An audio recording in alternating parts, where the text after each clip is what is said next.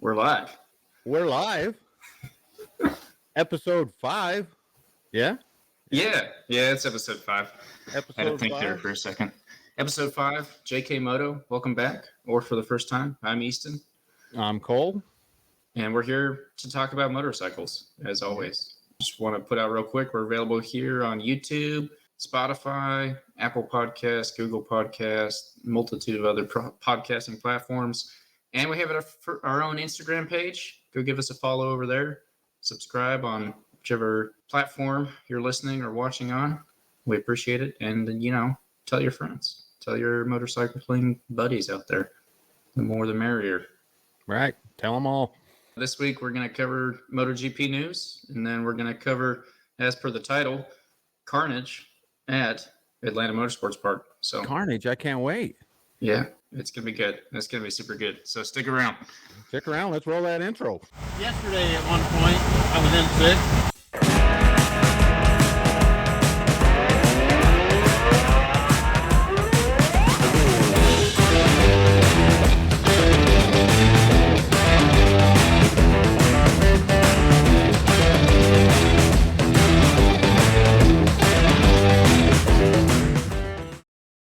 And we're back. We are back. So MotoGP, not so fast. Not so fast. What do you mean not so fast? Before we get into MotoGP, I got to go somewhere. Okay. I learned something from you last week, and I got to see if I can do it. Let me paint you a picture. Okay, I got you. Ready? So let's just say you're on your motorcycle. You're in the race of your life. You're coming into the first corner. You're in a crowd. You look to your right. There's a yellow Ducati. You look to your left, and there's some Miguel Oliveira. And you decide, what do I do? And then you bounce off one, and you bounce into the other. You cause all kinds of carnage, and that takes us to Correction Corner. Correction Corner. I've got a correction. Before we get into that MotoGP stuff, quickly, I don't know if you have any corrections, but I have one I'd like to throw in there. Okay. I did a little research, like I said, in the off week, and I'm really depressed. Really, really depressed now. Okay. You were right. I was absolutely incorrect on the fuel tank sizes. I agree. and that's fine. But the reason I'm depressed is not so much that I was wrong. The reason I'm depressed is I just realized it takes twice as much gas to fill up my bike. But the mileage doesn't change. Yeah. I did a little research here just quick. So BMW S1000RR carrying 4.4 gallons. I think I stated two and a half, something like that. I'm halfway there. But I thought I'd do some comparisons. So Yamaha R1, 4.5 gallons. Those are the two sport, leader bikes I looked at, just out of curiosity. So, they're obviously very, very comparable, very close. Then I thought, well, what does a Harley hold? Maybe that's why I'm confused. I looked at a Harley 1200 Sportster. We're at 3.1 gallons. Okay. Yep. Sounds about right. So less. But then I looked at a Harley Street Glide. And man, what a hog. 6? That guy's holding 5.997 gallons. So all right. So that takes a little bit, and now I'm still trying to figure out where I got that bad information. So I looked up a KTM 390. Right? What do you think? What do you think that one holds? 390. I don't know. Around the 3 mark, maybe a little less. 3.5 gallons. So I couldn't even find a bike that matched mine. So I'm just wrong, and I apologize. And that's my correction corner. I don't know if you have one to add. I had 2 other things, not to be the one to spend so long in correction corner here, but we mentioned last week the Moto America app being under $100. I looked it up. It is $110 for a yearly subscription. What you did mention about, as the races go on, it gets cheaper. You can buy individual races. All of that is true. Absolutely. So if you want a cheaper option, there is also still YouTube. So you can 100% watch them the day after on YouTube, but it is $110 for the whole yearly subscription. And then the only other thing, this is kind of minute, But when we were talking about Track Day Circus, at UMC, Apex Assassins has been doing that for the past 4 years. Not an unknown amount. He did actually tell me 4 years. I just forgot that he had told me that. So that's all I have. So on that Track Day Circus, I did register today. Okay. I did sign up. It's currently $590 for 2 days. That's not bad. Not bad. For the perimeter. So you're getting a lot more track than a lot of places, at least around here, that you get. Yep. So I did do that, and it is on Track Rabbit is where they make you sign up for it. It's Legion Moto out of Colorado is the leading track day entity that's running it. Apex Assassins is part of that. But when you go to their site and try to sign up, it redirects you to Track Rabbit. You'll have to set up an account on Track Rabbit, which covers cars, bikes, all sorts of events. Okay. And I got one more item before we dig into that exciting MotoGP race. Okay. I've got a rumor I want to explore a little bit with you. Let's get after it. It doesn't relate directly to MotoGP, so I thought we fit it in here. Okay. I heard a rumor that I just think I really want it to be true. And I've heard it in 3 locations now, at least 3 different people talking about it, about the possibilities and if this could happen. But who's the greatest BMW racer right now in your mind? Yeah, probably. I was gonna say you, but you know. Thanks, I appreciate that. Yeah, I guess. I mean, I don't know very many, so. So one thing we didn't, I don't know that we touched on last week when I was talking about World Superbike, but Michael Vandermark is let's call him the number 2 rider for the 4-bike BMW team. He high-sided himself, unfortunately broke his femur and is out. He has a long history of injuries, so I think he almost retired the last time he was seriously injured. Hopefully it doesn't come to that, because I really enjoy watching him. He's one of the good ones to watch, but he is out, and BMW is still planning on fielding 4 bikes, so they're looking for a replacement rider. There's a lot of people saying Cameron Beaubier just won on a BMW. It's getting some factory support from those guys, so he's familiar with the bike. He's friends with Garrett Gerloff. They have a pretty good relationship, I understand. Would imagine Garrett Gerloff's probably already called him. Hopefully BMW has as well. There's a bunch of dates on the schedule that don't line up, so he may World Superbike schedule is such that they have big breaks in between races. Right. I think if he was feeling frisky, he could probably do both. All right. What do you think of that? I think that'd be sweet. I mean, that's one more American in a world bike racing series. I guess World Superbike. What do you call it? Yeah. It's only funny because I can't say he's not a BMW racer, but he's not necessarily a BMW racer in my head yet, you know? Right. So he just got back from Moto 2, so right now he's just Cam Beaubier, just Cam Beaubier, amazing motorcycle racer. Former Moto 2. I don't know.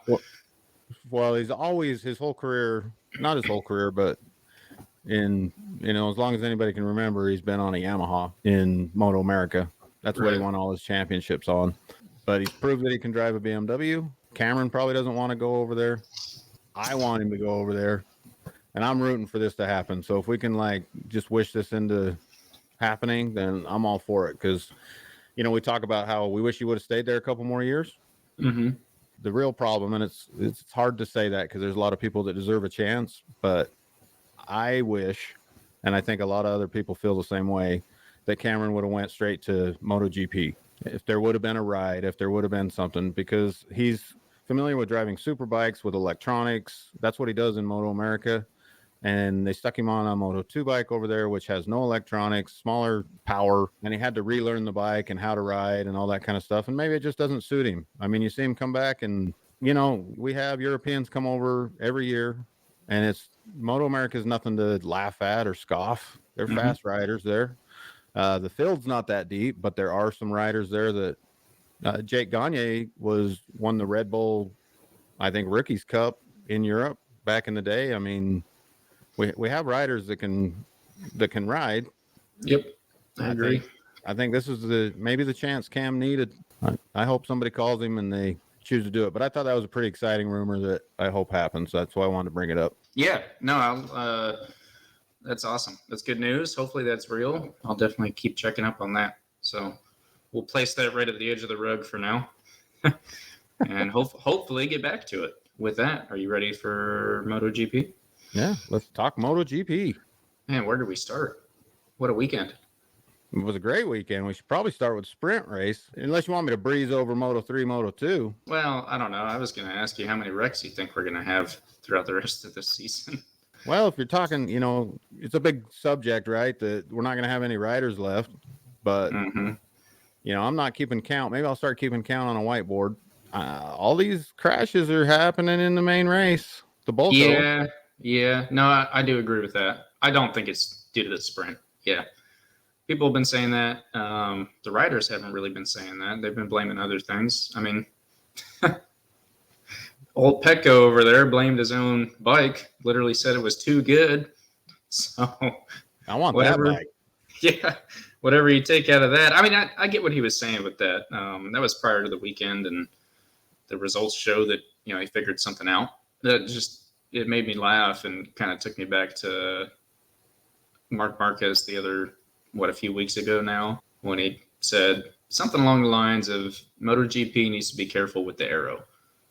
It's not Formula One, and you don't want to get there, right? It's still a motorcycle, and you need to keep it that. Riding on the edge of grip in a motorcycle, you need that feedback. You need that response. You need to know where the edge is. And I feel like, just to translate his quote a little bit, I feel like Bagnaia was trying to say, this bike is so good that there's no difference between the edge and over the cliff, to take back to my analogy from forever ago. So when you don't know that you're right at the edge, how do you know when you're going to crash? And I get what he's saying.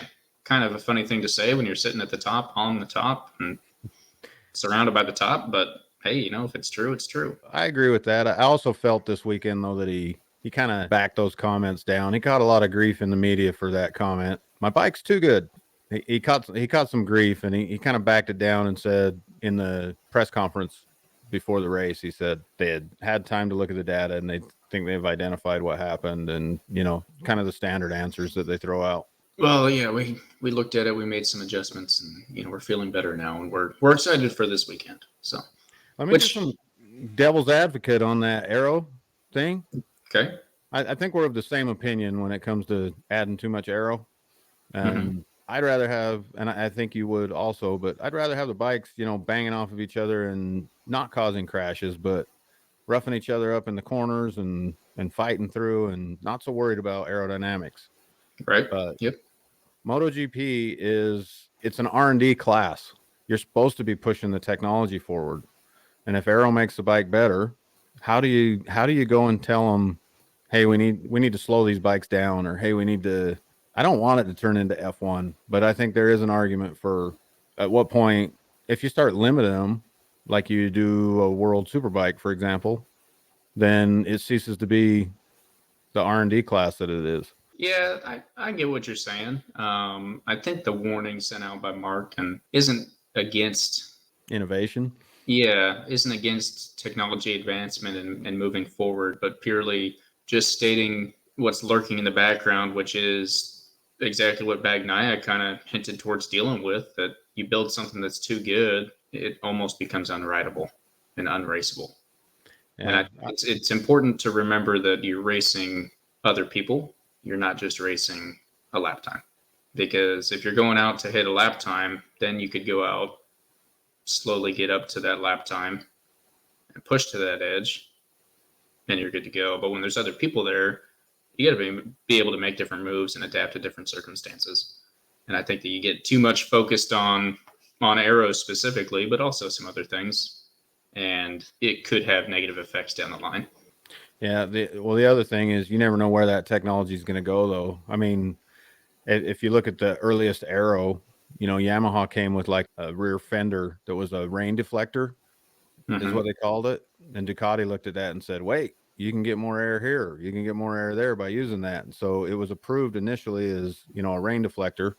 The other teams grabbed on it and said, nope, this is now aero, Yeah. So you don't know you don't know where things are going to go. So I don't know what you should do, tying people's hands together.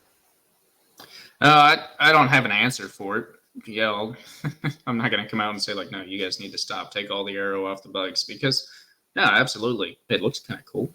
It's cool to see it come down the line and see how that translates to the street bikes. I've watched several different videos on Ducati and how they do their aero testing, and they'll change it even based off the rider that's on there, right? They take the whole bike into they essentially an LED wind tunnel. So the designer has an LED wand that sends lights up a beam so he can see exactly where the air goes around different parts of the bike. They'll take the rider in, have him go tuck, have him come up and see how much of a parachute he makes, have him lean off to one side or the other and make all those calculations. So it's not like they're just sticking wings on and being like, yeah, does this help? No, they're putting in the work and it's showing, right? I mean, we could say that Ducati has the best bike out there. So it's obviously making a difference.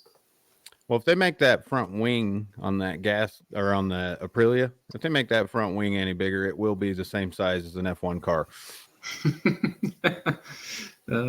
Yeah. Well, I don't know if that one's making a difference. Well, maybe that's why they're crashing. The track's only so wide, and the bikes now have fins the size of cars on them. Yeah, and they're just hitting the ground and pulling them down. Well, you've seen that. I sent you that picture, not to go back to World Superbike, but that picture of Garrett Gerloff going through the corner. Mm-hmm. He posted on his Instagram. He said, "Do my what did it say? Do my wings touch?" Yeah. And he was going through the corner, knee down, elbow down, and the winglets on the front of the bike appeared to be dragging as well. So they were right there next to it. Yeah. I don't know. I was gonna say it's not helping Aprilia too much. Not to bring up elation, just talk bad again, but hey, he finished the race this weekend, not the sprint, but the race. Okay. So let's start with Aprilia. Okay. Since we're not a results show. Yep, I agree. I mean, we're a spoiler show, but we're not a results show. So we'll start where we want, right? Yeah. Aprilia. How do you, if you're Aleix, how do you go home and look your family in the face when you lost? You had the pole. Mm-hmm. Spoiler. You had the pole. And how many times did he get drugged off the line? 2 races, 4 times. 2 races, 4 times. Every time consistently, never held that. And not even close. Nope. And Jack Miller in the sprint, I don't know if you noticed, but Jack Miller was wheels up, wheeling that thing, coming off that line. Still, even with the wheelie that was not optimal, still drug him on the line. And then in the race, when they took off, that before the red flag, that was the perfect launch from Jack. He took off. There was no wheelie. Everything was perfect. And I was like, man, nailed it. And then we get another red flag. Yeah, and his hand goes up like, what the? Come on. I did it. Yeah, that was a perfect start in that one. I think that's why. Yeah. No, not to jump around too much, but how about that, Jack, though? Some of that braking this weekend from him. Oh, man. What a ride. I figured it out this week. We kind of knew this, but I figured it out. Why can't Jack keep a tire under his bike? Because he's sideways in every corner. Everybody else can just turn through it. Why does he got to back it in every corner? Well, I'd argue that Brad was more sideways than he was. Nah, watch the replay. Brad had it pretty sideways, but Jack like makes it's almost like Brad does it when he needs to. Mm-hmm. And Jack's just out there like, whee, another corner. Let's swing this thing in there. I was noticing both KTMs. I'll give them both credit. I was like, a couple of them. Brad was cracking me up because he'd come in and looked like he was almost locking the rear on purpose and trying to drift the thing, but then he couldn't hold it. And halfway through, it's not doing him any good anymore. I'm like, if you're going to drift it, at least pull it through, I'm like, you guys can't keep tires under the bikes? Weird. Yeah. They were the only ones with smoke barreling off their tires going through the corners. It was fun, though. I don't know that I'm a KTM fan. I do love Jack. Never been a huge fan of Brad Binder necessarily, but, I mean, they're up there. They're up there with the boys, keeping everyone in check, and I love it. And what's great is that those 2 guys aren't the robot-type riders. Absolutely. Right. Jack's not afraid to spear it in. Neither is Brad, honestly. I think Brad reminds me of this young kid that shouldn't necessarily be in MotoGP, but he got a shot and he just doesn't actually care. So he's willing to do whatever. And then Jack's just Jack. You can't. He's going to do what he wants to do, and that's what we love about him. But so we're going to have to go back to Aprilia, but so we're not bouncing around too much. Sticking with KTM, did you notice? I was so happy for the team. Obviously, I make no secret that I'm rooting for Jack. When on the sprint, the podium celebration, you see how loud that KTM team was over there? It didn't stop. They were trying to interview Pecco, and he's over there in his corner, and there's KTM people everywhere, and they're screaming, and they're over there singing some songs and yelling at the audience, and you could barely hear what Pecco was saying during the interview because it was too loud. And he actually, it looked like he looked over a couple times, like, show respect, be quiet. No, unfortunately, I didn't catch much of the after race. I was going to say the KTMs, they're after that first race so Bender wins that first sprint and everybody's like, see, KTM, they've got it. They made the step. And I'm like, it's a little early, boys, Yeah. A little early to talk like that, but we're 4 races in now, 4 races, 4 sprints in, and Jack was in contention at Coda, but he binned it. They had a shot every week and qualifying well, which is something they've never done. Yeah, that's the big thing, I think, is, I mean, you saw them off the line today, both of them straight out to the front. Yep. Obviously, Jack had his timing and everything just on point all weekend, honestly. Every single launch he made was really good. But, yeah, they're actually qualifying. They're up there. Because, I mean, what was it, 2 weeks ago or 2 races ago that Brad came up from 15th into 5th or something like that in the first lap? So it's obvious they've got some stuff there. And I think honestly the riders are starting to figure out that they can be up there. I think there's definitely, I would guess anyway, there's some sort of mental block sometimes of like, well, I'm not quite that guy. You kind of have to, and maybe not. I could be completely wrong there. I don't race MotoGP, and I'm sure they all want to win real bad, but there's got to be some sort of, kind of pecking order, if you will. When you make it up there maybe once, but you can't hold it or something like that, that's got to beat you down after a while. And I think the KTM might have finally delivered the right package, and they've got some good riders in there that aren't afraid to go see what it's got. That's interesting. I don't know how much of that is Jack and how much of it is the bike. And what I mean is, I think Ducati really lost out not having him there. He elevates everybody around him. And Bender's been there for years and he don't qualify well. He's qualifying better now, but Jack's the one pushing that. Right. I don't know if it's, just egging him on in the pits. I mean, did you see him running around with the little samurai on his shoulder? No. He had Danny Pedrosa. Oh, that little samurai. Yeah. That's his name, man. Yeah.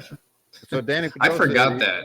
He's carrying him on his shoulder, waving to the crowd. But he had a great week too. Yeah, he did. I was pleasantly surprised because when he said when they said he's coming back and he's riding a KTM, I was like, all right. And I didn't expect much. And then he said that, took first in P1 and then stayed up in Q2. I don't remember what he qualified, but, finished in the top 10 both races, having been away from MotoGP racing for a while. I didn't expect that. That was nice to see. That made me kind of wonder, though. We can bounce around. We're just going to bounce around. We kind of talked about this off screen. Mark maybe going to KTM, and I was wondering how much Danny doing that well in a race could maybe lead to that down the road. So we got to talk. I'm going to get back to Aprilia at some point, but if we're going to talk Mark, for those that don't know, Mark missed another race, medical, still out, hoping to be back for the next race in 2 weeks. I don't know what's going on there. It seems really odd, but as far as the rumor of Mark thinking about going to KTM, so he has a contract with Honda through 2024. Somebody would have to buy him out of that contract or something. KTM, both Bender and Jack, who are both, as we just discussed, doing great. Both of them have contracts through 2024 also. So it wouldn't be for next year. And the way he's acting, I mean, let's move this straight into Honda. How'd Honda do? They didn't. I got their top finishers right here. Okay. This Stefan Brattle guy. 14th. Yeah. And he finished. Lecaona, that they brought over from World Superbike to ride Mark's bike this week, 16th. Yep. And that was your top Hondas. Mm-mm. No. Oh, Nakagami. I missed Nakagami. Up Where'd in Nakagami ninth. finish? Huh? Ninth place. Oh. Well, never mind. They're saved. Yeah, out of nowhere. If they maybe they're just rotating through the riders. Maybe they're just trying a different bike with every different person. Joanne Mir, garbage. I've told you for years now, garbage, and you've argued with me. But yeah, I can't just up and agree with you, because that then I'm just turning into that guy that's just like, oh yeah, yeah. But I'm getting there. Even when he was racing for Suzuki, he won a championship. Mm-hmm. He'll go down in the history books forever for winning a championship with Suzuki, and kudos to him. But it was off of consistency. Yeah, but he's still consistent. He's still really consistent. All right, that's just mean. Well, he crashed 3 times in qualifying. 3 times in one session. Yep. I was watching, I don't remember which session it was that I was watching, one of the practices of the qualifying, and Hondas were just going down. It was like, oh, yeah, there's Mir. Okay, well, yeah, he just wrecks now. And then, oh, there's the new guy, the World Superbike guy. Man, that's rough. Oh, who's that? Alex Rent. Oh, my goodness. Like, it was just Honda. Just so this makes sense, we're recording this, late Sunday night for me and early Monday morning for you. Mm-hmm. What, 4:30, the 30th? So we haven't seen the test. The reason I bring that up is MotoGP will be testing at Jerez on Monday. Yeah, correct.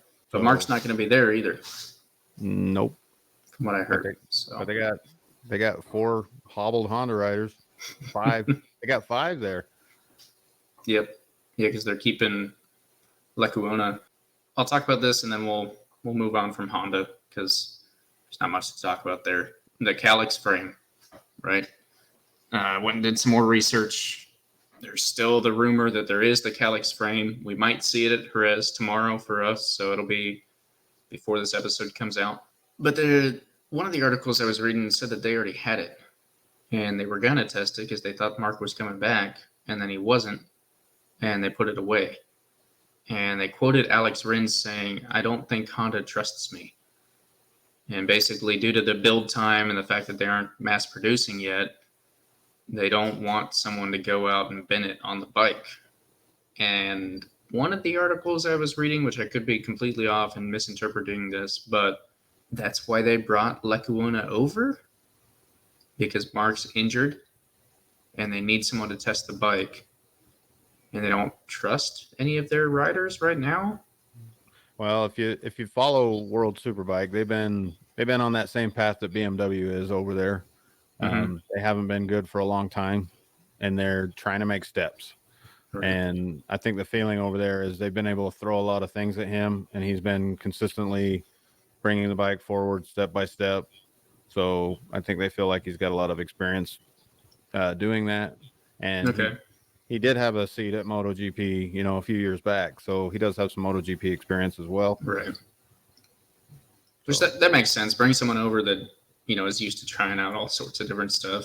Give them the weekend to get used to a bike, and then give them the new parts for Monday. And yeah. So we'll see. I'll keep up with that. We'll have that in next week's episode. So let's finish with Aprilia. I think we should keep going this way. We'll finish with every bike style, type, and whatever on there. Aprilia, did you see what happened to Maverick at the end? I don't actually think I caught it, but I'm not seeing his name in the top 17. Yeah, so he sat in 10th for most of that race, and then he climbed his way up as high as 8th, I believe. Was on a good pace, but same old story, bad start, whatever. Mm-hmm. And last lap, like 2 corners before the end, he just pulled off the track, and they didn't have time to talk about it, the announcers, because they were dealing with the finish and everything else. But when they went back, his chain had come off. I did see that. Yes, I did see that.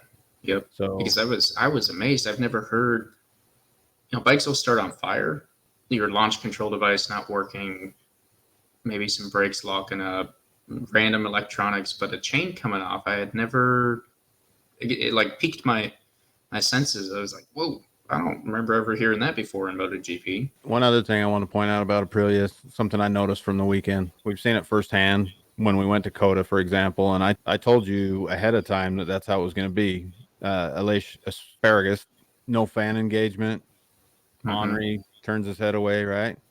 It's another thing that bothers me is when he got that pole over the moon, pounding his chest, waving to the fans. It's like, oh, now you can get your hand up. Now I'm supposed to stand up and salute you because you did something good.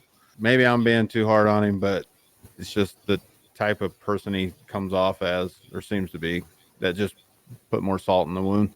Yeah, well, I've had my opinions of other riders before, but they seem to come back and kind of change my mind, and he's one that's just never, I don't know. Don't like him, personally. You can like him if you want. Yeah, choose your own rider, but... So we talked KTM, we talked Aprilia, we talked Honda. There's one team that had a worse weekend than Honda, probably. Yeah, well, and I wanted to talk about MotoGP with that one a little bit, I think. Not just them, but also the other guy that got a penalty. Yeah, take it away. Before we get to Yamaha, let's knock out that move that Bagnaia pulled on Jack. Dove it in. Jack went a little wide. Bagnaia dove it in and came out on top and gave him a hand. Maybe Jack was a little mad about it. I don't know. Whatever. There was an exchange of, hey, sorry. Yep. Okay. Whatever. Well, there was a sorry from one, and then. Hey, what the? Yeah. Yeah, I agree. But, credit where credit's due. They took care of it on their own, I thought. And I want to go back and watch some replays on that one because I was like, there's nothing wrong there. No one went down. Bagnaia was quoted afterwards saying if I had sent it anymore, I would have wiped us both out. So maybe the penalty was in the right spot there. But I got a little mad when MotoGP came back and said, hey, give the place back. So I was like, what? Why are you stopping racing? Like, good on him, I guess, for being out there and trying to keep the race on the ground. That was my only thought. Is I was like, what? After 2 red flags, we're going to be super scrutinous over everything now. But yeah, well, they're pretty good friends. They made up fast afterwards. But that little interview they do, where they put the camera on the podium riders, and they're kind of talking amongst themselves. They were watching the replay of that, and Binder says, "A little too aggressive on the hand gestures, wasn't it, guys?"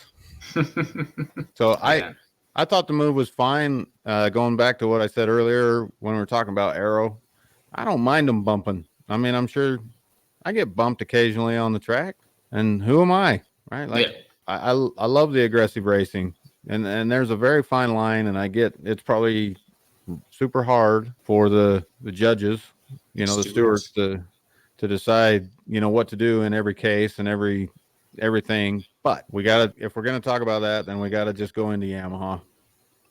Yeah. So, yeah. Well, you had Morbidelli on the dirt in the sprint race. Was penalized, a long lap penalty. Yamaha could have appealed that before the race. They could have appealed that before the race, but they chose not to. They were like, whatever. Probably because Morbidelli's nowheresville. Yeah. They're not winning a championship anyway. Let's not. Yeah. To clean up from way long ago when we made those crazy predictions and then they all went down the drain. It was definitely just a firecracker that weekend. Yeah. There's nothing there, unfortunately, at least as far as we've seen since. Yeah, rumor mill.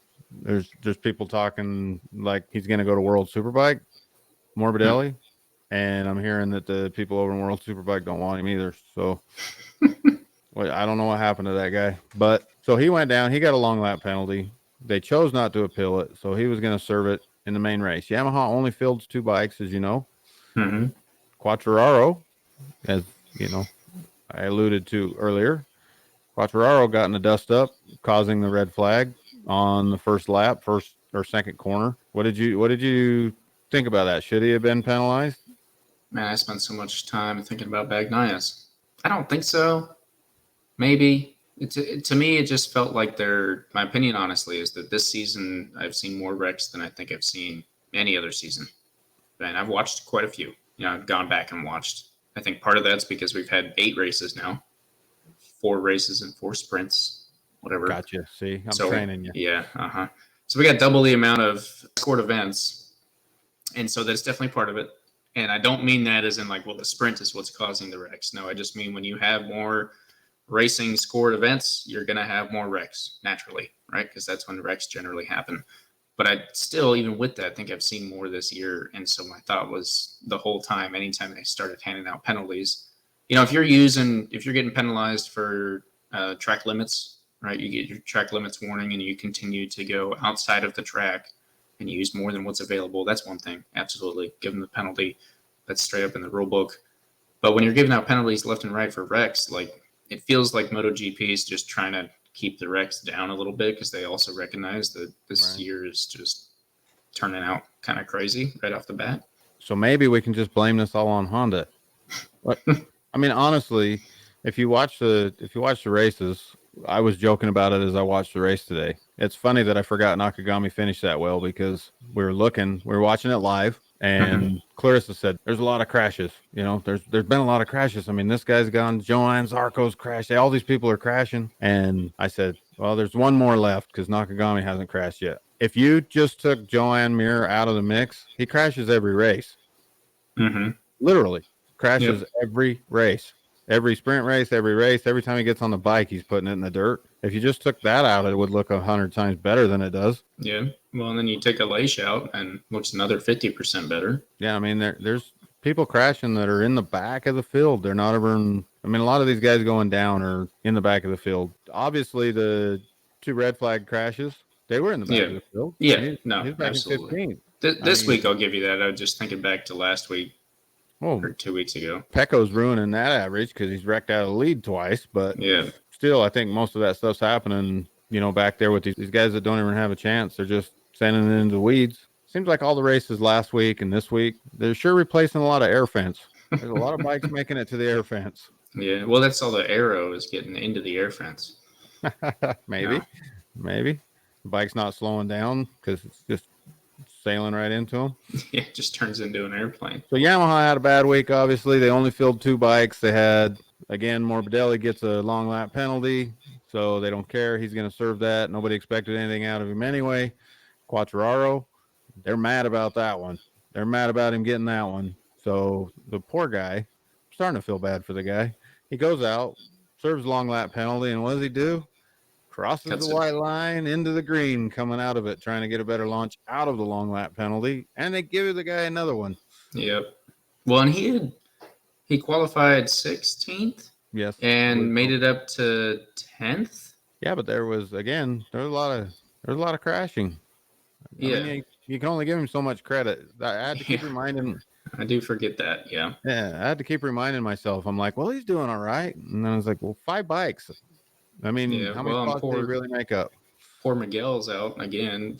Dislocated shoulder, so I think he'll already be back. Rolled out of next race. Oh, really? Yeah, it came out just not too long ago. I missed it then while I was at work. So I think that's France. Okay. Is that where we're going next? Let me check the calendar so we don't keep ourselves out of correction corner here. Yeah, because I don't have any more crash analogies. May 13th. Yep, France. Okay, so I believe they told him he's already ruled out, but he can show up there to be tested to see if he's okay to race the next one, to get approved, medical. Okay. But that's just killing that RNF team. They only have one rider. They were almost out of business. I mean, Yamaha almost put them out of business when they decided not to have a satellite team anymore. Right. And they fought and clawed and got Aprilia to sign off with them. And then here's their year. They got new sponsors on board. They got, the crypto whatever company. Yep. Big sponsors, big unveiling of the bikes. Great year. And then Miguel goes down in the first race, finally makes it back. And that's really their only hope. Mm-hmm. I mean, the other guy ain't going to do nothing. But I think Maverick will have a year. No, not Maverick. He's on the factory team. I'm talking. Oh, you're just talking RNF. Okay. Just talking RNF. Gotcha. Yeah. Yep. The other guy, he's the only rookie on the field. He's in training. He should win Rookie of the Year. Well, actually, I'm wrong on that. we're gonna go to correction corner on this. There's too many Fernandezes. Raul's not. Yeah, Augusto. RNF has Augusto Fernandez, who won't make it another year probably. Yeah, Pedro, but Costa. he will win Rookie of the Year. Yes. I've been laughing because I'm like, you can do whatever you want. You're getting something out of this. Yeah, you're gonna get a trophy. Go down in the history books. That was Yamaha. Who are we leaving out? I mean, we talked about Ducati, honestly. Enea tried coming back, didn't end up racing. I think he should be back for the next one. Yeah, maybe. I hope so. He said that he'll be even when he showed up to the track, he didn't expect to be very good, and that's fine. When they were interviewing him, he didn't say he would be good to go at France. He said he'll be good at Mugello because that's what the Italians are worried about, right? Yeah, being racing well at Mugello. So he said he'd be 100% by Mugello. He was anticipating this race and the next one to be limited. Mm-hmm. He looked like he was in a lot of pain. Wasn't doing many laps. Honestly, I'm chalking this year up to as a MotoGP test and rebuild year for everyone at this point. So, and at first I thought it was just going to be a Bagnaia and Bastianini both get 6 seconds ahead and then fight it out for a championship. And then, the first race, half the field's gone almost. And from there, it hasn't really gotten much better since. You haven't brought up the second best rumor. I was hoping you'd bring up the second best rumor. Suzuki's coming back. I haven't even seen that. Yeah, look into that. So I'll look into it. The FIM president publicly said in the meeting that Suzuki will be back in MotoGP, but he didn't specify 10 years from now. Yeah, I was going to say 2030. Well, he didn't specify. So some of the speculation is, he knows more than anybody else probably, or definitely more than us. For him to slip and say that, there's some speculation that, so when they left, Dorna threatened them, right? You have a contract. We're not just going to let you out of the contract. And then you never heard nothing else about that. So either it was settled behind closed doors, lawyers are still fighting. I don't know. Some people are starting to allude to the fine is maybe going to be so big that they might as well race. Okay. But they've already disbanded and destroyed that whole successful team. Their head guys over at Honda now. Their riders are both gone. The bikes have been crushed. Yeah. No, they pulled out. They'd have to rebuild that whole team, and that don't happen overnight. Well, and so I thought, honestly, when Suzuki left MotoGP, I thought that was the end of Suzuki. No. There's a part of me that hasn't bought or looked at the newer, they were new 6 years ago now, Gixxer 1000, because I didn't see it going anywhere. Down the line, a ways, but I just kind of had this feeling in the back of my head that Suzuki was all but gone. So that is a whole new story, or a whole different story that we don't need to get into, but Suzuki did just release a new motor. You know the way bikes work nowadays.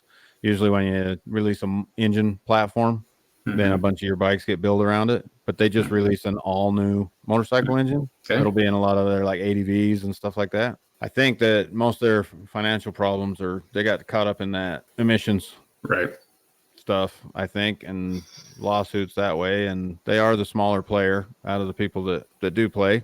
That'd be really interesting to see. I mean, I hope they come back. I wish we get BMW in there, Suzuki back, Kawasaki. The more the merrier. Kawasaki can stay out. I don't need a green bike on the field. All right. Well, we've been on MotoGP for a while. Do you want to hop over to topic 2? Yeah. Unless you had anything else. All right. I think we're good. Let's go to topic 2. I'm excited. All right. Well, we alluded to it last week. What I was doing last Saturday, I was busy doing a track day out at Atlanta Motorsports Park. Prior to moving out here, I didn't even really know this track existed. And I'll say that, pulling up to the track, there's some money there. Let me start off by saying that. There is some money out there. So it's out in this little town. It's not actually in Dawsonville, but Dawsonville's like closest to it or something like that. And as the Southeast is, everything's hidden by trees. Yeah, and this is, sorry, did you say that? This is in Georgia? Did you? I mean, I said Atlanta. Yeah, Atlanta Motorsports Park. Yeah, in Georgia. So driving out, I had no idea what to expect. I didn't look up anything but a few videos of people riding on it. Hadn't looked up any actual, I didn't even go to their website. And I'm driving through the trees, and there was this sign on the side of the road that said racetrack, next left. I was like, or next right. I was like, I like that, you know? And then I pull up, and there's an automatic gate with like an actual security guard building. And behind it is this huge building, probably 4 stories tall, with a swimming pool out front, a little slide going into the pool, nice glass windows on the building. And then off to the right, there's a long set of garages. And off to the left, there's a long set of garages. And so I pulled over. Some guy told me that there was no parking on the right, go to the left. So we went to the left. And the way the pits are set up, you actually can put your tent over onto the pit lane and have it kind of half on the lane, half in the pits. I didn't do that because I hadn't been there before and didn't want to like be somewhere I wasn't supposed to be, but they have electricity available. I'll say that. It is limited number. We may have blown a breaker running 4 tire warmers on there. So should have paired up with the other neighbor, but whatever. We all had generators, so it wasn't a big deal. But then they're also building back in the back corner. They're building a whole new row of garage villas, I guess you would call them, condos. And those are looking pretty sweet. So it's a club track. You get your membership there and you get your own villa, and there's, like I said, there's money there. That's all I'm going to say, because there's like 3 or 4 garages in the main building, with a glass front, a glass door, and one of them's got 4 different Panigales in it, and then some sort of open fendered race car, and another one hanging from ropes above it. Very nice facility. Man, do you get umbrella drinks? Just about, honestly. No, actually, that's the funny part, is the only food was a dude with what do they call him? Chef Eats, I think. He brought freeze, like vacuum sealed, pre-cooked meals, which was kind of interesting because I was like, man, I just kind of want some chicken tenders and fries. I don't really need like scallop panini or whatever, shrimp this and whatever. But anyway, there's that. And then there was a woman selling hot dogs and chips. There was no actual food from the track, which kind of, was interesting. But no, the facility's got some money. Very nice facility. Small track. It's only 2 miles.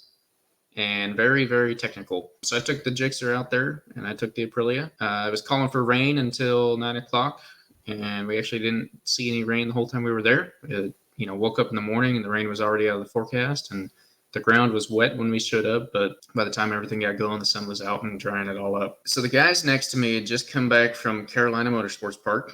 Mm-hmm. They've been doing an endurance race up there the week before. I asked them, have you guys been here before? And they're like, no, we haven't. Have you? It's like, nope. I'm like, okay. Well, we heard it's pretty good. I'm like, yeah, well, we'll see. And then talking to another guy, apparently the EvolveGT guys, which I'll get into them a little bit more in a second, said that if you like this track, you need to go to the Ridge, which weird. Yeah, right. The opposite ends of the country. Like, top corner. If you're watching, that's the Ridge, and that's Atlanta Motorsports Park. So strange to hear. I can back that up to some degree. It was, like I said, very technical. Out of one turn into another. I was in second gear pretty much the whole time until that last big, long left-hand turn. And then I'd be in third and pretty much hold third through the straight, which I'm sure I could have gone a little quicker, but I was just getting to know it in the morning, and then had an incident in the afternoon that we'll get into in a bit. In some ways, I would agree, like the Ridge, if you cut out all the straights. So all the between turn straight areas that are at the Ridge, cut those out, and then you have Atlanta Motorsports Park. Kind of what it felt like. A couple of off-camber turns, a lot of elevation change. You come from the straight, you take an immediate, really sharp left. You go up into a big sweeping left, come down, take a sharp right. Then you dive down this hill through a left, up a right to come back up the hill, right, left, and then you start your big, long sweeping left to go back into the straight. I'm missing a couple of details in there, but I don't want to just sit here and tell you foot by foot the track. But that big sweeping straight, you also start at the top of a hill again and kind of go down into it. So lots of elevation change. On that elevation change, when some of the videos I've seen that you've shared with me, mm-hmm.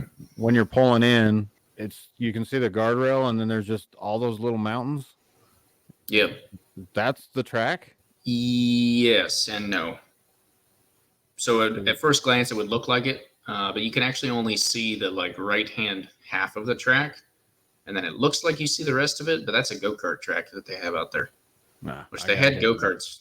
They had go-karts running on it all day. But yeah, I mean, if you're looking for technical, you're looking for elevation change, and you're looking for a great facility, definitely hit up Atlanta Motorsports Park. The Gixxer was pretty fun out there. Honestly, wish I even had something a little smaller.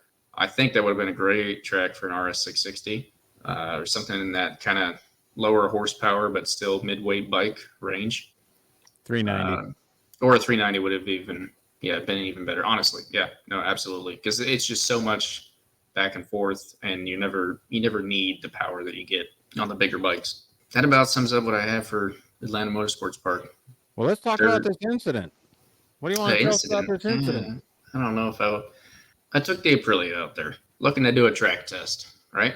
I've had the Aprilia since August of last year, and I was like, yeah, it's time. We'll get her out on the track. We'll see how she compares, right?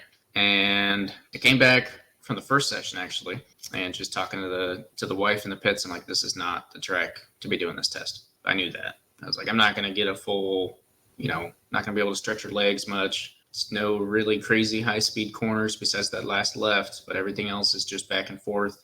But we're here. We got the bike here. We got it teched.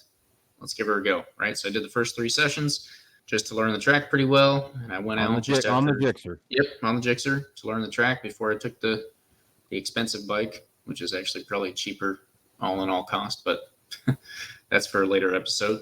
Took it out. I did my, I was on street tires, no tire warmers, so did a lap at going pretty slow pace, trying to get the tires plenty of time to warm up. I even had them in the sun beforehand. Got my tire pressure set at 30 and 30 on some good Metzlers, sticky stuff.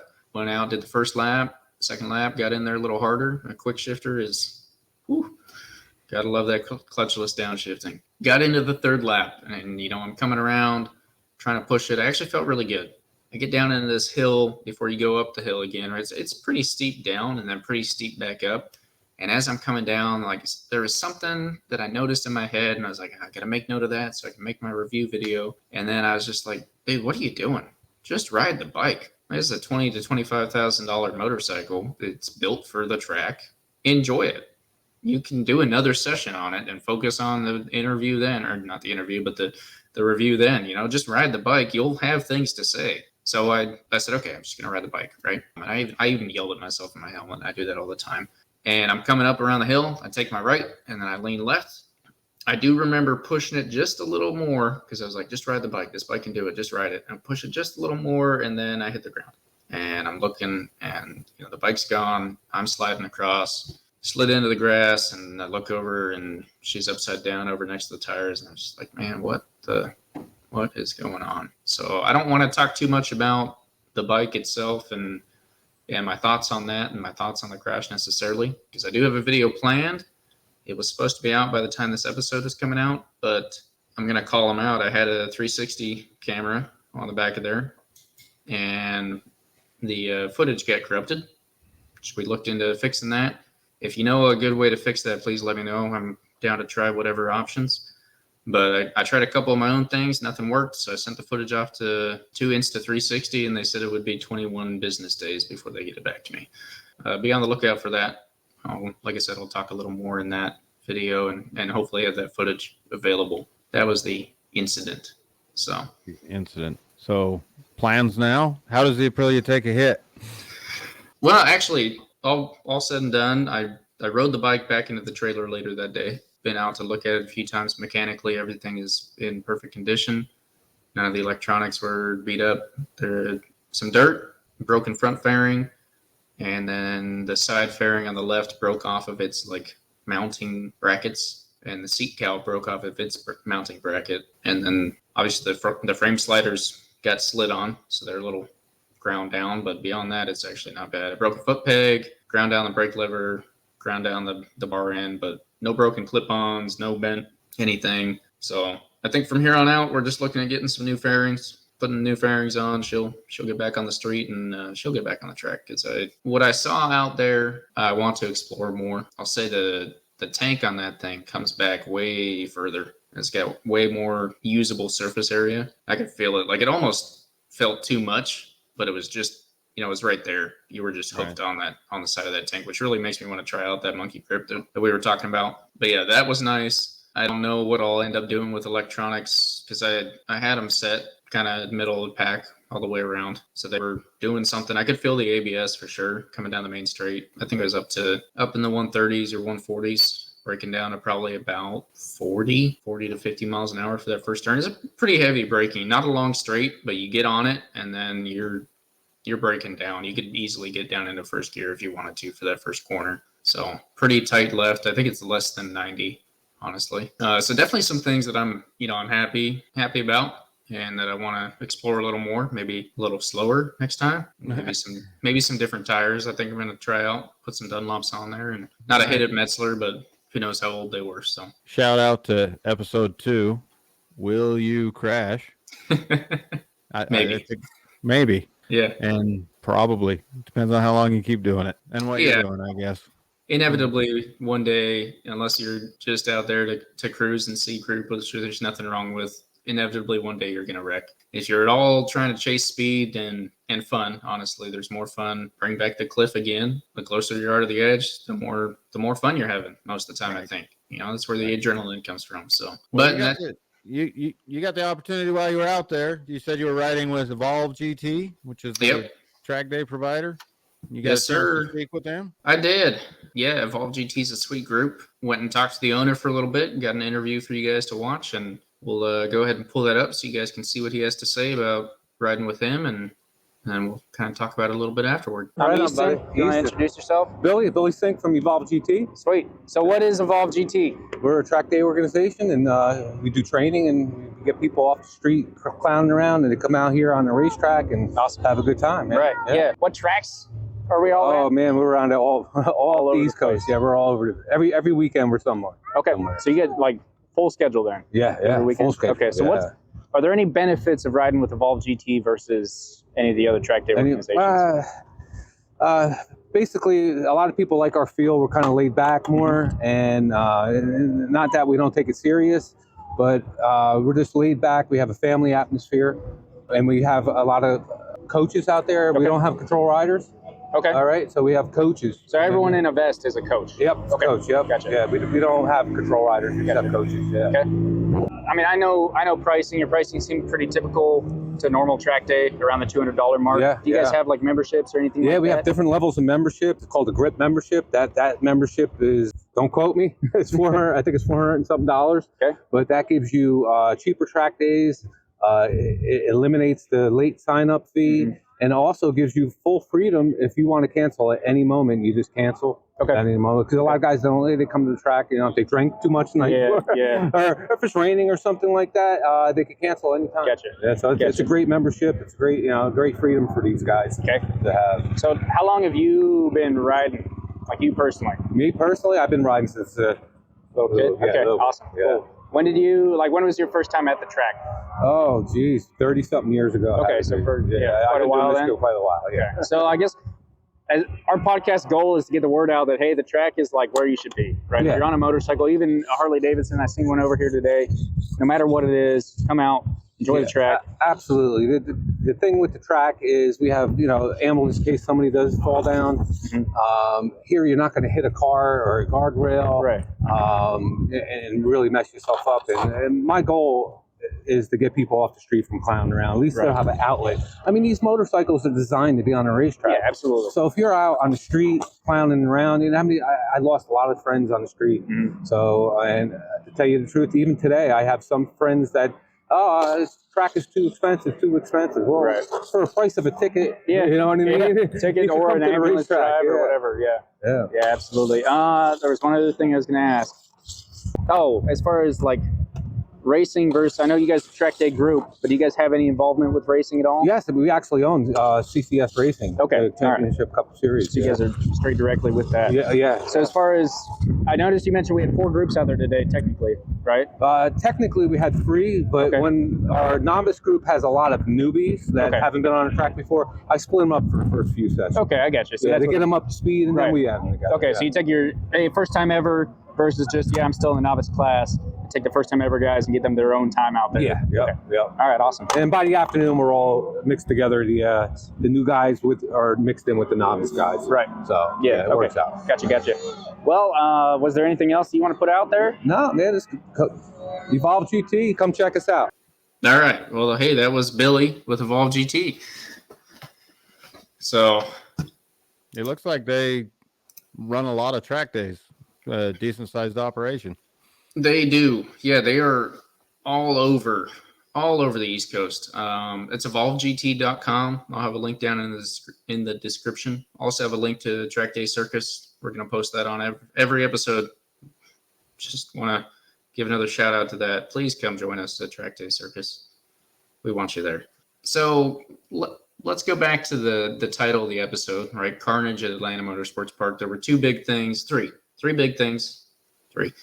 that I had titled this video after. One was the incident, at turn 13. The other was this freaking windstorm that came out of nowhere. So it was like a little breezy all morning. There's a good section when you come out of turn 1, you go kind of up this hill through a little bit of an S, not even an S, like a kink, and you're going up a hill and across, you can get the wind coming across there. And I felt that in between one of the sessions, just this gust came out of nowhere and took my canopy out, which somehow up to that point I had never had the canopy go down. And I don't have like the crazy nice canopy with all the weights and all that. It's just. I'll back you up here. I seen pictures from earlier in the day, and you literally had an air compressor tied to one leg, and the generator on the other, and then the other two were tied to the trailer wheel, like I always do. Yeah, you're way more anal than I am when it comes to that. I'm the guy that just says, yeah, it'll probably hold. Right. Easton's not that guy. He's going to go over there and maybe we should put something else. Let's add something else. A little more. Yeah. Little If you more let worrisome. if you let me, by the end of the day, the car will be parked on top of it somehow. So, but yeah, now this gust came out and took my canopy. I only moved it about a couple feet, so unfortunately that bent the framing of it. I might be able to still use it. I think we're maybe looking at getting some new ones. So that was point number 2 of Carnage. And then point number 3, which I don't want to blame EvolveGT for this at all. So if that's in your head, don't let it be there. I don't blame Atlanta Motorsports Park either. But from the 4th session on, it felt like it actually almost started with me. There was a red flag every single session. And if you haven't been to the track yet, get out there, go to the track. But a red flag means that someone went down and they either need an ambulance or they're still in the crash zone and it's not safe for the other bikes to be out there. Right. So they have to red flag the session. Everyone has to come in, or if you're on a random track on the East Coast, maybe you just stop and pull over on the track and you're really confused about it. But everyone's got to come in and they end the session, and they red flagged at least once per session all afternoon. You're just explaining a casual Friday night at Las Vegas. Every time you bring up Vegas, I'm like, do I want to actually go ride with you there?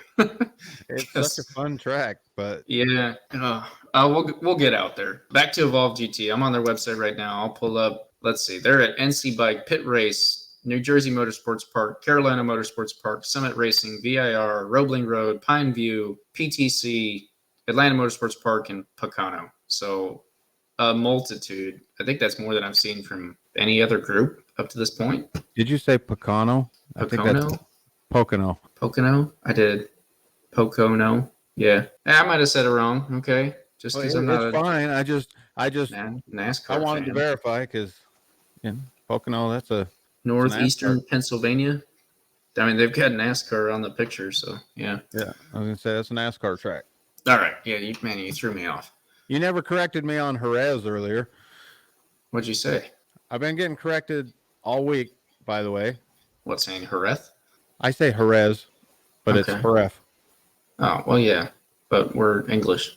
But well, we're American. But just something I've noticed this year, it's every track we've gone to with MotoGP, they're saying it different than they've ever said it before. It's like somebody said, this year we have to speak in the language of the nation that we're going to. We need to make it sound correct. Sometimes you get politicians doing that when they're speaking about foreign countries. They just start saying it wrong to sound sophisticated. Yeah, Or but they right. still can't get Bezecchi right. Bezecchi. It's Bezecchi to me. Yeah, it always will be. Anyway, sorry. Back to EvolveGT. What he said in that interview, the family feel. I asked him, I was like, hey, why? As you saw, why ride with EvolveGT? And he's like, the family feel. We're chill, 100%. I'll back that up all day. One of the better groups I've ever ridden with. You come to the riders meeting, you're not getting yelled at. They got music playing all morning. You go over, you chill, you hang out, and it wasn't just EvolveGT. And maybe it's just because I'm in the South or whatever it might be, but everyone there was friendly. I spent all day talking to the guys next to me that came from Atlanta Motorsports Park. The other guy next to me, asked him about his leathers. He was wearing Bison leathers, had some questions on that. And then the guy next to him had his 14-year-old son out there riding I saw another 08 Gixxer.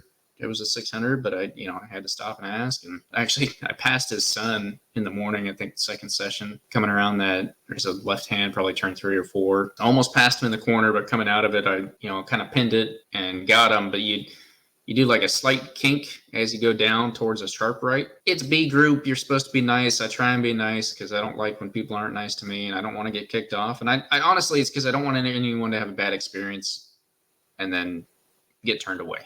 Right. Or sue the track or whatever. Right. I don't want to cause someone else's day to be worse than it needs to be or worse at all. So I went over afterward. I was like, hey, man, I just wanted to make sure we're good. I didn't get too close or anything. And I'm sure it wasn't actually as close as I felt like it was. But, I had nice conversations with him all day and then went and talked to Billy and the family feel, the chill, the laid back. They don't have control riders. There's no track marshals. It's not guys out there telling hey, you need to this and that. And, I got meatballed, actually, bringing up the good old meatball flag. What? Yeah. Oh, yeah. This is news to me. Oh, I didn't tell you about the meatball flag. No. Yeah, I got meatballed. I mean, my bike and her wonderful, on the Gixxer, her wonderful exhaust note. Yeah, what was falling off? It wasn't falling off. No, everything was good. Gixxer's mechanically sound, good to go. No oil leaks, nothing falling off. I got meatballed like right near the end of the session, and I came in, and then I sat. I was laughing because I could tell it couldn't be that serious because I pulled all the way up to the front of the pits, and I just sat there forever. And finally, some guy comes over, and I'm like, yeah, I got meatballed, turned 13. He's like, sound. I was like, oh, okay. Well, I've got a DB killer. He's like, yeah, throw it in if you can. It just echoes off the trees back there, man. I'm like, oh, okay.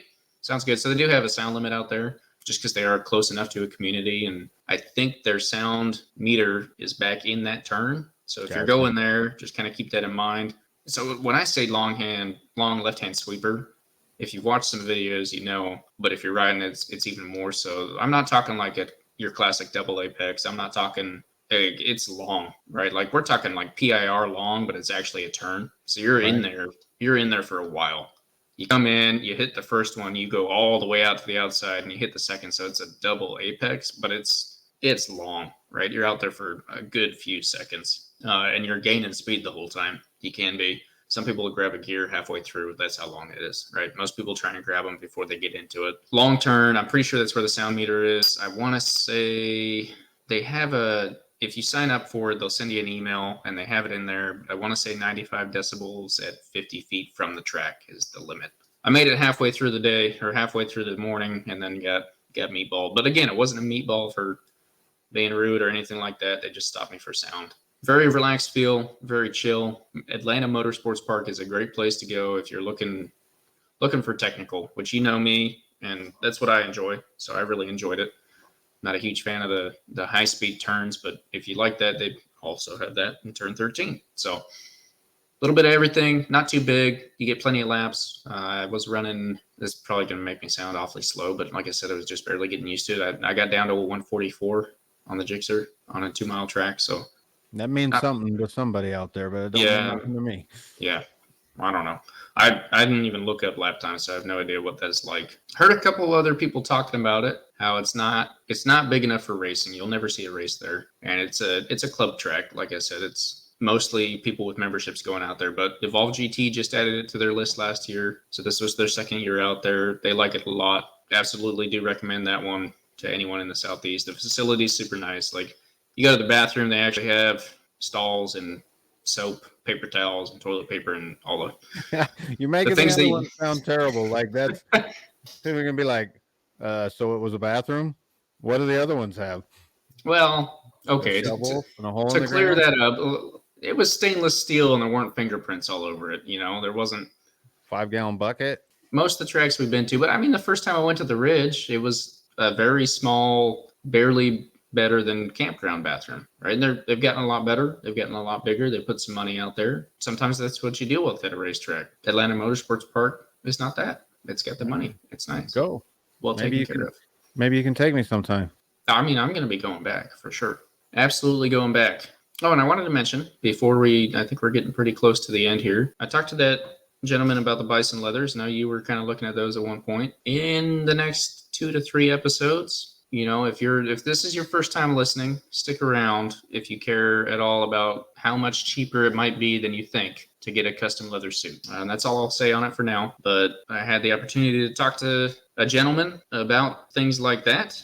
And get some very good insight and info, and we'll be playing that in a later episode. We'd fit it in now, but I think we want to spend a little more time on it, so we'll get that done later. Okay, sounds good. What do we got? What do we got coming up?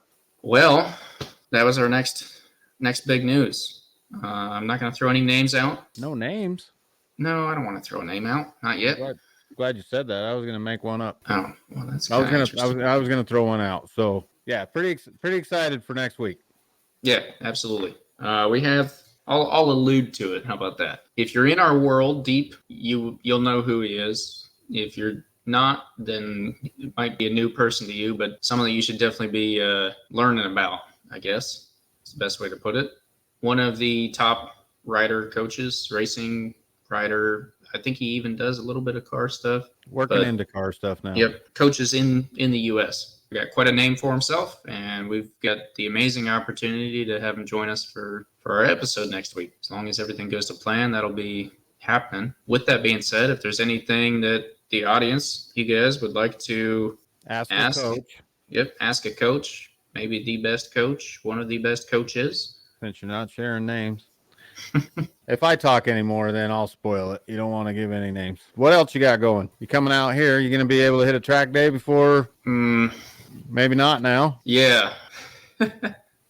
I don't know. I've been looking for them. So I want to get out to Carolina, but everything I'm looking doesn't start till later in the year. Well, that's better for me. Huh? I want to go to Carolina with you if possible. The people I talked to said it's a very good. So if Atlanta Motorsports Park is nothing but technical and super short with no straights in between the turns, and Roebling is the exact opposite where you never really feel like you have a turn.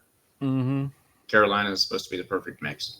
The only downside they had was that there's no elevation, which is okay. I mean, Roebling didn't really have any of that either. Well, I guess a little bit, but people from your neck of the woods have a different idea what elevation is than people from my neck of the woods. That's true.